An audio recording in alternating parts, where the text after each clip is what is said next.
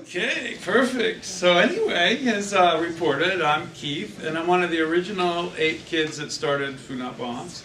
And I was 22 at that time, and I was studying painting and sculpture. And to get a degree, I also had to take academic classes, and one of them was American history with Professor Howard Zinn.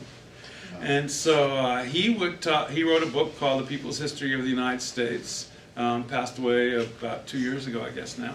And he would talk about these protests he was going to up in Seabrook, New Hampshire to stop the nuclear power station. And so we decided there'd be 3 principles.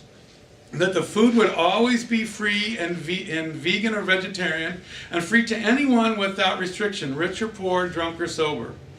That the second one would be that we would not have any presidents or directors or headquarters or anything like that, that each chapter would be autonomous and use the consensus process to make decisions and try to actively invite the people eating with us to participate in our meetings and in formulating the direction of each local Food Not Bombs group.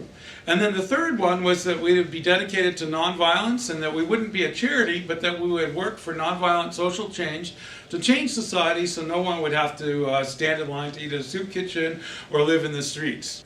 So now Food Not Bombs is in over 1,000 cities of the world, and I just was visiting them in the Philippines, where they're, before this most recent typhoon, where they are working on making like footbridges in neighborhoods so people can get through the floods, and are providing food and all kinds of other support to people. We have a chapter in Cebu, which is close to the epicenter of the typhoon. And I went to Indonesia, and we have chapters in over 100 cities there. And they had been involved. The Medan Food Not Bombs was at the epicenter of the Christmas tsunami, and they did the rescue effort there as well. So anyway, so now there's like Food Not Bombs all over the world, and I have a short, like 14-minute video of Food Not Bombs in Nigeria that I'd like to show, and then I'd love people to ask questions and come up and get information and find out how to get involved in organizing a Food Not Bombs here in Minneapolis and in St. Paul. So thanks, you guys.